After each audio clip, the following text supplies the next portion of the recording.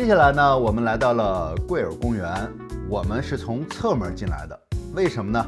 因为侧门呢挨着停车场近，而且最主要它的旁边呢还有一个卫生间。当我们进门的时候呢，就被这个厚重的这个大铁门所震撼到了啊，非常让人记忆深刻的那么一个设计。这个地方是我特别喜欢的，这叫做波浪洞穴，是贵尔公园特别适合拍照的地方。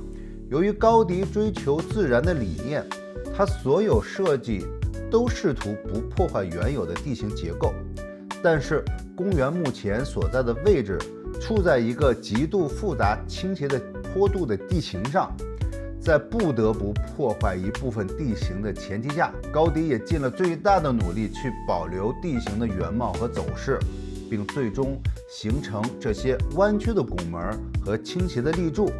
如此奇妙的力学实验，它已经坚固地矗立了1个世纪了。你看，我们在这里边走走，外面晒晒的啊，但是走在这个里面，有个阴凉，还挺舒服。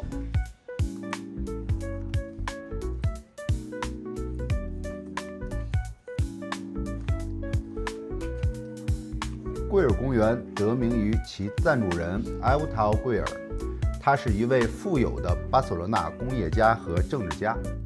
他委托高迪建造这个公园，以成为一座独特的花园城市，供富有的市民居住。然而，由于缺乏购房者，这个规划呢，最终未能实现。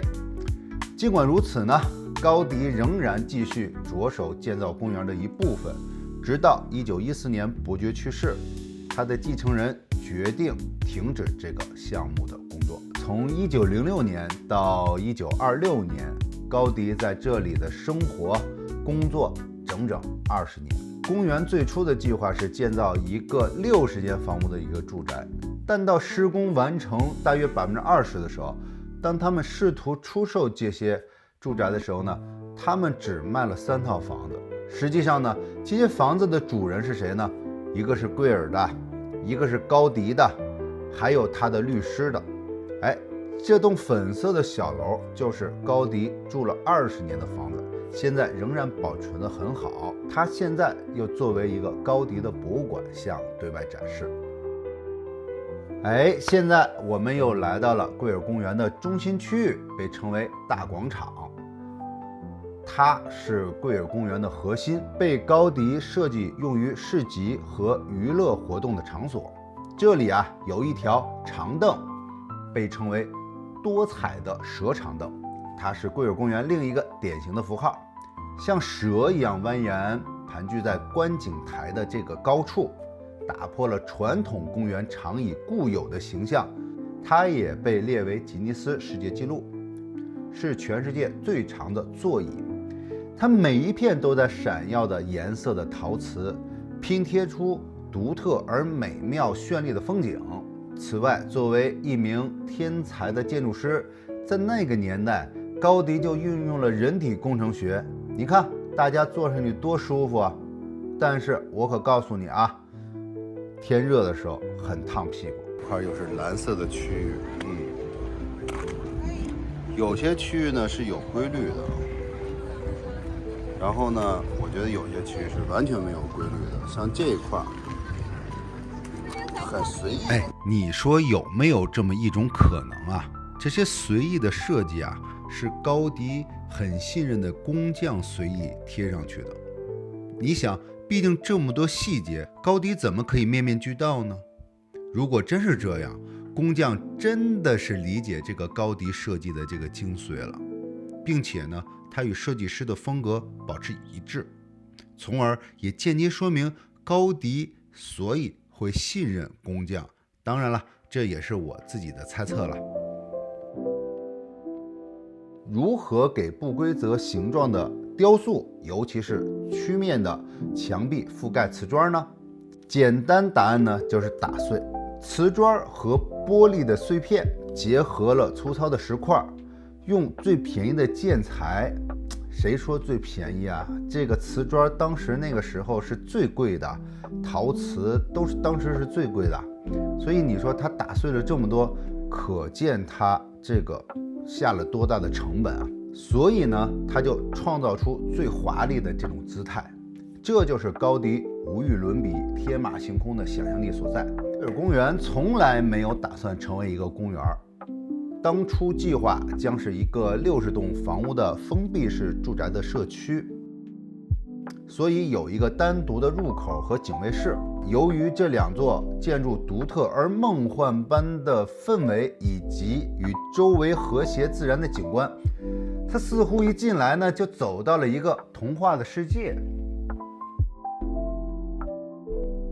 公园里这些绚烂的瓷砖拼贴运用了 Tricadis 的技术。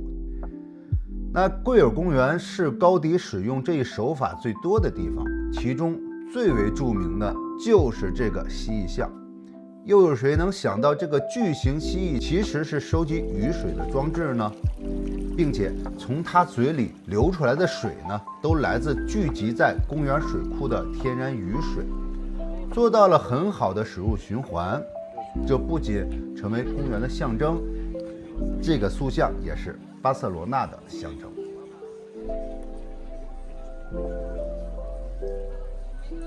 1922年，市政府将其收购，开辟为社区公园，对外开放，并于1985年被提名为联合国教科文组织世界遗产。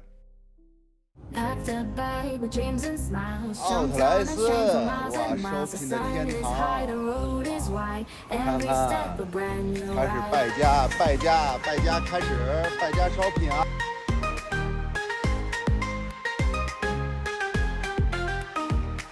！Tripped on laughter, fell in glee. Wanderlust wild, can't you see? Made new friends in foreign lands, holding hearts with open hands. Tripped on laughter, fell in glee. Wanderlust wild, can't you see? Made new friends in foreign lands, holding hearts with open hands. 这边这个价格怎么样啊，小伙子？还好啊。不是那些瞅的怎么样？来让瞅的不错，瞅的不错。